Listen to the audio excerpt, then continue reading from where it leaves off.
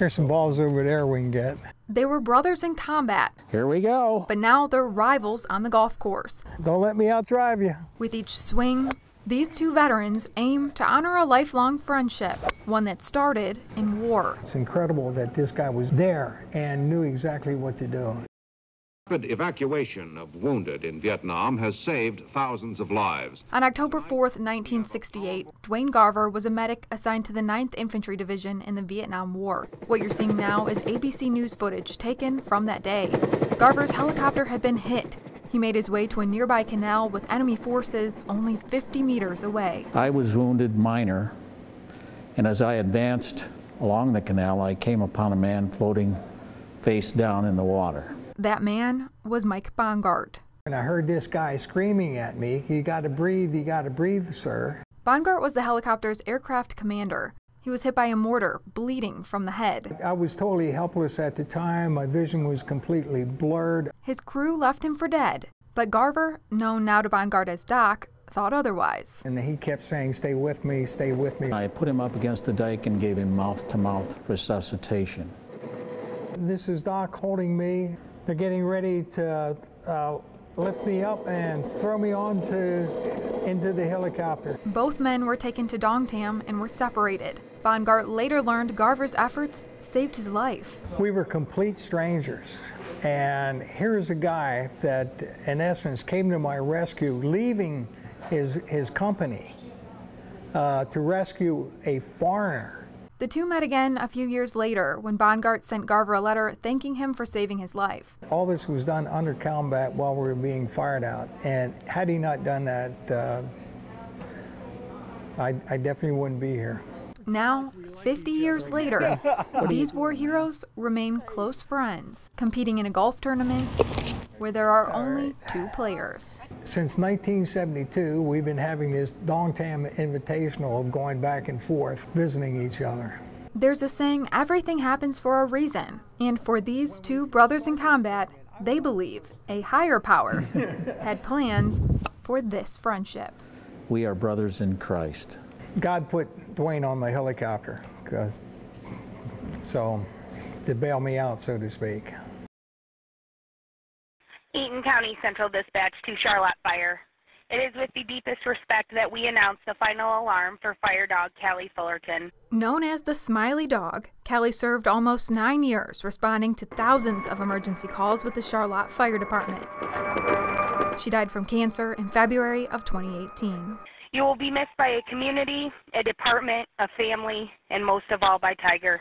It's, I think, 25 weeks or so now, and not a day I don't think went by without thinking about her. Tiger Fullerton is the assistant chief for the Charlotte Fire Department. He was also Callie's owner. One of the things I always remember some of the firemen saying is that whatever incident we were on, they could come back, she's sitting in the truck. Something calm, something that they know they could come back and pet her. Named after Fullerton's grandfather, who served as fire chief in the late 1950s, the Dalmatian was part of the team, calming crews after heavy rescues, teaching fire safety, and flashing her trademark smile. That's probably what I miss the most.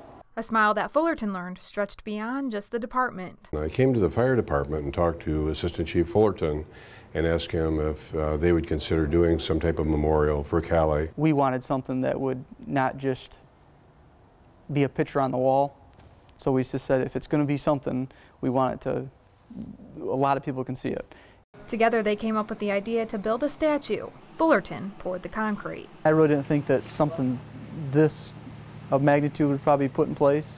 It just keeps getting better. What do you think you're going to be feeling on Monday when you see the statue? Missing her bad, probably. Missing her bad.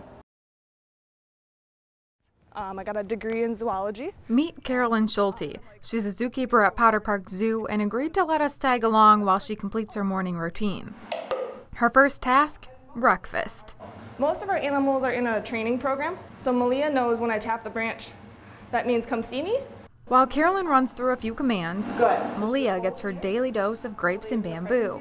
Carolyn says the pandas at Potter Park go through nearly $20,000 worth of the giant grass each year. Part of her job is to grow and cut it down. There you go, sweetie. Next stop, the binturongs, also known as bear cats. So this is our binturong barn. Sebastian is our male, Jenna is our female.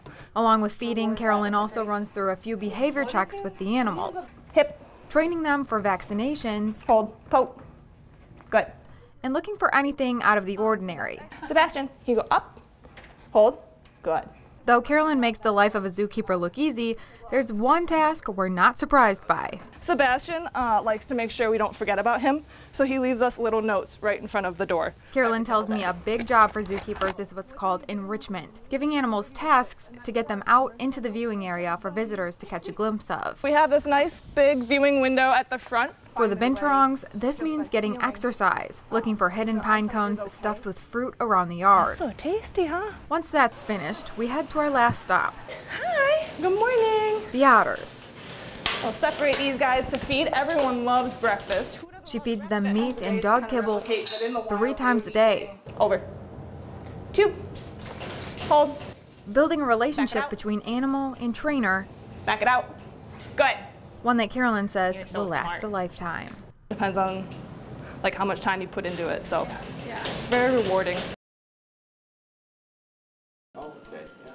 We're out here collecting money to help people in need, not only here at Christmas time, but throughout the entire year. Thank you. God bless. Thank you. We've got very generous people here. We have many opportunities throughout the year for our associates to give their money, through their time, through food drives, and they always come through for us. A gift of $3 provides a hot meal for someone in need. A gift of $5 provides personal needs for someone for an entire month. Merry Christmas. You too. We need to continue to support the communities at Christmas time especially, and then year-round on top of that. There are so many people in need here in the Lansing capital area. This is not about helping the Salvation Army. It's about helping people right here in our area. Thank you. It helps in so many ways, and so this little bit of help that goes in the kettle makes all the difference in the world. The holidays may be over, but the Michigan State football team still in that giving spirit. Coaches and players hard at work serving food to those in need. You know, this is huge for our team, you know, to be able to give back to the community in San Francisco. And, you know, it really puts into perspective of how lucky we are. Just, you know, be able to give back is huge for us, and, you know, it's a great event. There you go. Enjoy. And giving back is always something we strive for as Spartan football players, so it's just another continued goal of ours. The most important question, how did they do? They did great. We told them that you know, they were up against University of Oregon, who's volunteering at Glide, I believe. So we were excited to have him here, and I think they're ready to play on Monday. How many from over here? 5. For me personally, I'll remember this one the most. I haven't got to the bowl yet, but this one's #1 so far. And the hard work for the Spartans will continue on the practice field later on today. We'll have player reaction coming up tonight at 11. At St. Anthony's Dining Room, I'm Alex Sims, 6 Sports. This is the Fresh and Furious food truck, a mobile kitchen serving up on-the-go favorites by high schoolers. It gets exciting at points because there's like so many people and you have to just go. This is Brittany Fryermuth's second year at the Wilson Talent Center. She helps work on the truck and says it can get hectic, but it's a learning experience like no other.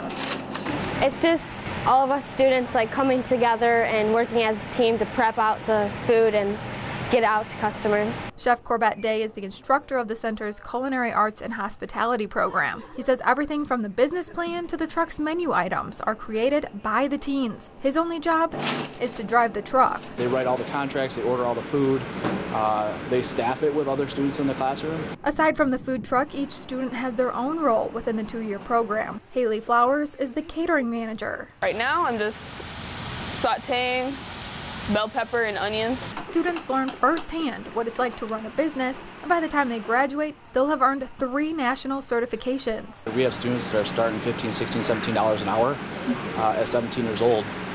So once they hit 18, they get all their certifications and they bump into that managerial position. You got students are debating now, do I continue my post-secondary education or do I start running a business? Something Chef Day says is a good problem to have. And I've been in industry for so long, it's great to be back in the classroom and teach these kids to get them back out in the industry.